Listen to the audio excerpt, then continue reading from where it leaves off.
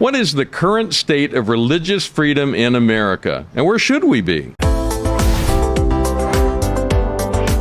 Hi, I'm Stuart Shepard, and this is First Liberty Live. Thank you for liking and sharing our videos. That's how we get to meet new people, and we appreciate the fact that you're interested enough in these to think about your friends and family who may also be interested, and share the good news with them as well.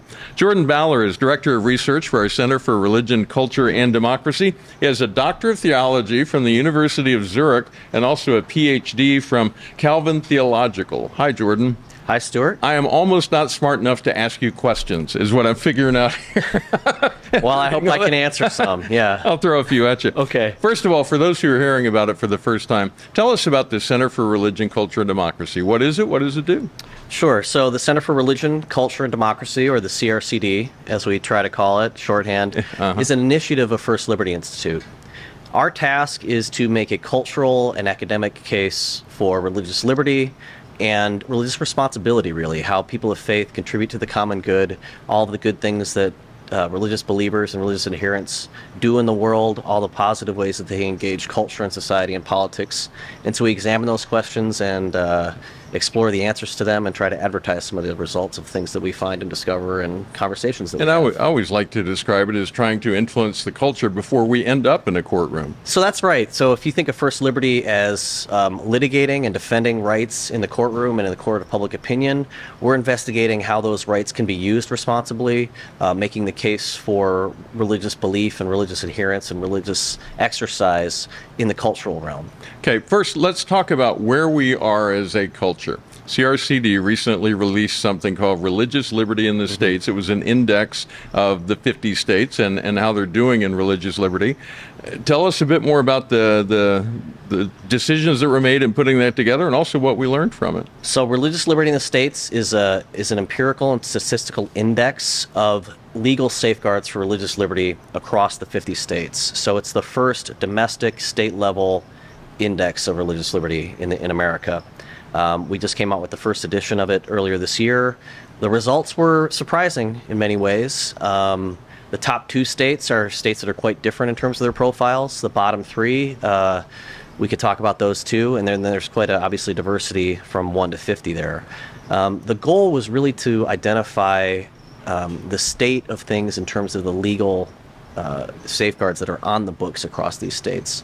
So we looked for items. We ended up identifying 29 different items that all states had acted on or have statutes regarding. If I can interrupt, the key to that, I think, was we being CRCD didn't write a list and then go look for it. Yeah. We looked at what the states were already doing and made the list from what's out there. Exactly. So we didn't come with a predetermined kind of ideal for what religious liberty might look like. Now, that would be an interesting exercise, but it would be one that was totally different from what we executed. Yeah. We're looking for what states have done on their own, and in that way, it's kind of from the bottom up. What's going on out there in the world? What's going on out there at the state level in the United States? And what have states done? So anywhere that a state had acted to protect religious exercise or free exercise somewhere, we took note of that. And then we looked across the other 50 states to see if they had done something similar. Went through a really rigorous methodological process, graded them, zeros and ones, whether that safeguard was present or not, weighted those, and then came out with the ranking. Give me an example, just one or two, of what a statute would be that would be something that would favor religious freedom. What does it look like? Yeah, one of the major ones we looked for were state-level RFRA protections, Religious Freedom Restoration Acts. Yeah. That was one of the 11 safeguards that were one of the categories up from those 29, that inclusive of those 29.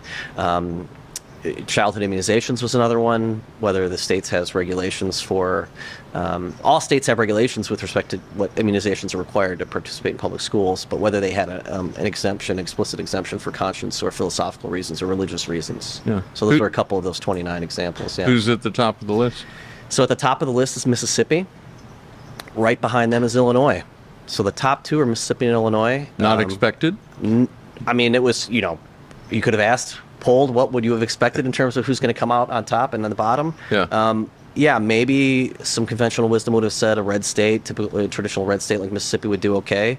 Illinois was not at the top of many people's lists, probably. This is measuring what's on the books, not necessarily how they're enforcing it, but you got to start somewhere. That's true. And so one of the things that we learned is that the results do not correspond to kind of traditional federal level perceptions of either politics or friendliness towards religion or antagonism towards religion, and that a state that's traditionally considered to be progressive or a blue state can do very well relative to the other states in protecting free exercise and religious liberty. So how can this index be used? Who are you hoping will pick it up and try to do something with it?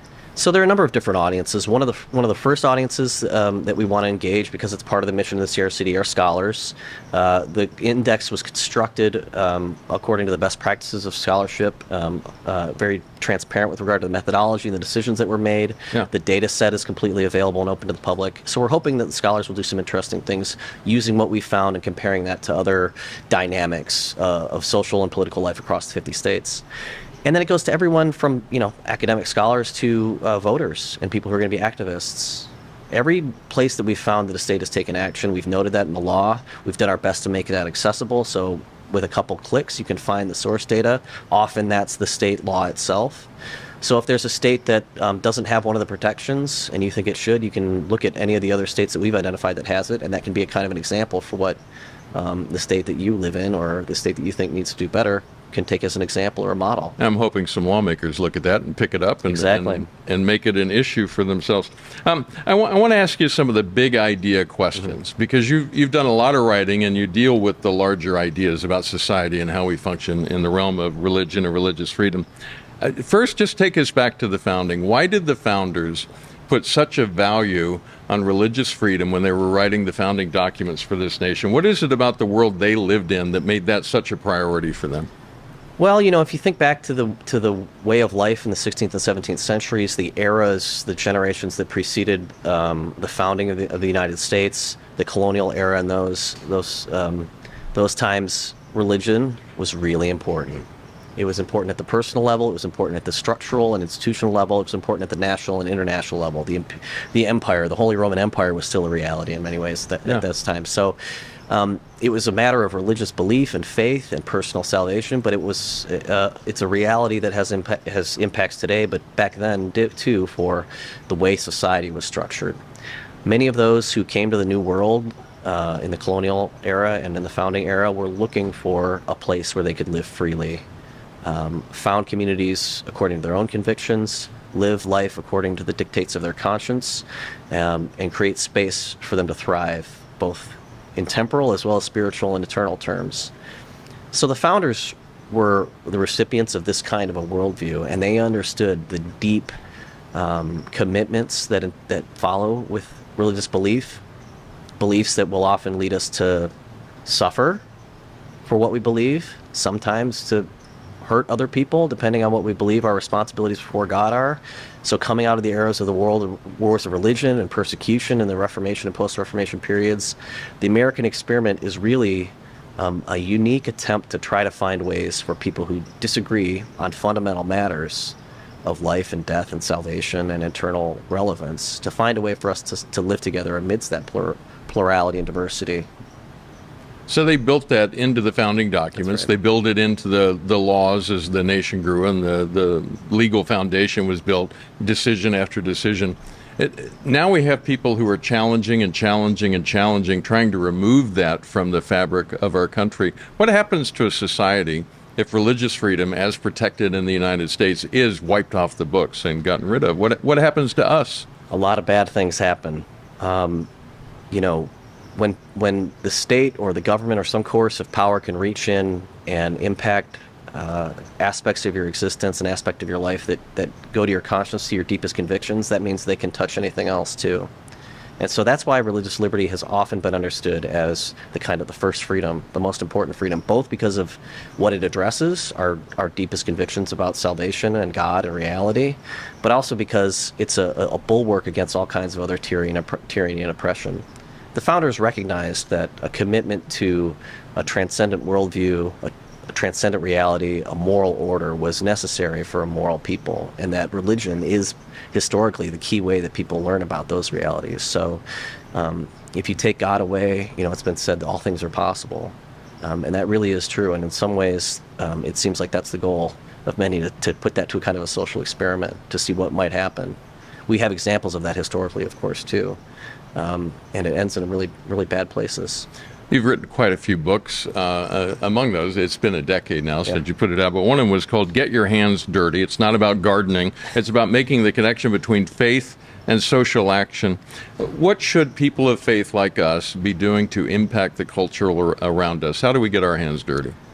Yeah, and so I think that's a good way of thinking about it, is that we have a call to get involved in the world and all of its messiness and all of the complexity. Amidst all of our uncertainties about what it means to be faithful, we can do our best with what we have and with what God has given us and trust the rest to Him. Yeah. So that's the real intent behind that kind of a title and that kind of a thrust, is that God has called us to be faithful where He's placed us. He's equipped us to do that. And so it's our responsibility to respond in faith wherever He has placed us. In your most recent book writing, you also make the connection between theology and morality and moral responsibility, and you make the connection to economics, which would, I think, cause a lot of people to go, wait, what? Whoa, you started with theology, but you're making a connection with economics. How do those go together?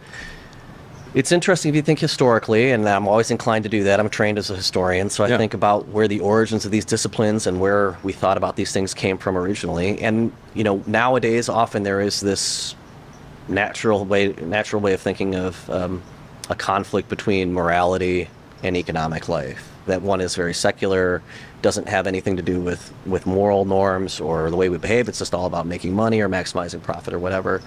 The reality is, though, that the discipline of economics, previously also known as political economy, was deeply influenced by and in turn influenced theology. And so you had at the foundations of this modern discipline of political economy and then later economics, deep reflections about moral realities, the moral order, and so on.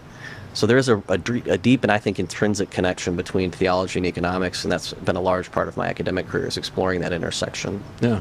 And the things that come to my mind are that ownership of property, things like the fact that you can't really have a business transaction without some level of trust, which is a moral underpinning. What else would you add to that list? So the virtues, that some of those which you've named, trustworthiness, fidelity, stewardship, these are themes that are important, obviously, within the history of the Christian tradition with respect to moral teaching and social thought, but that have very clear implications for economic life. One of the things I've written about recently is the status of wealth creation. This idea that we need to, in some ways, be productive with our labor, to take what God has given us in His bounty and discover new things in it that would be of use to others and find ways of serving others. And it was really an explanation of the moral status of wealth creation. What did people think about this idea of creating wealth in the 16th and 17th centuries? And perhaps counterintuitively, they had a very positive view of wealth creation, actually. It wasn't, it was constrained within the sense of, obviously, they were aware of the dangers of greed and enviousness, and envy and covetousness. But apart from those abuses, there was still a very important and strong sense that God has called us to be productive, to get our hands dirty and finding ways to be of creative service to others. Yeah, that's a look back. That's history. As you look forward, what do you see? Where are we headed? Yeah. So, just to comment on economics, that's one of the ways which the discipline, I think, has been tempted, is because, people always want to ask economists, where's the economy headed? Where are they going? Now, I'm a theologian, not an economist, but it's also tempting to... I'm a meteorologist by training, and we're always thankful for economists. Yeah. Because they made us look good. So with those caveats aside, I'm hopeful. I mean, as a Christian, I know how the story ends, even if I don't know exactly how we get there. So certainly in the long term, we can be hopeful about how the grand story progresses and ends. In the shorter term, we have many serious challenges, both in the global sense as well as in the national sense.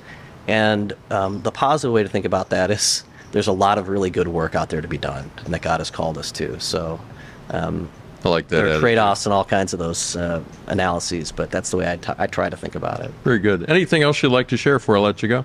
I'm new to the CRCD and First Liberty. I'm just very grateful to be here and thankful for the opportunity to talk with you today, Stuart. Well, we are glad you're here. Welcome to the team. Thank you. There are a lot of really talented, qualified people here, and it's just fascinating. I love stopping people in the hall just saying, what do you do? Yeah. Tell me 3 things about you. Jordan, thanks again. Appreciate it so much. Thanks so much for having me. If you'd like to learn more about the work of the Center for Religion, Culture, and Democracy, you can drop by the website at crcd.net. So Center for Religion, Culture, and Democracy, crcd.net. We'll put a link to that in the text that goes along with this video. First Liberty is your last line of defense and your greatest hope for victory.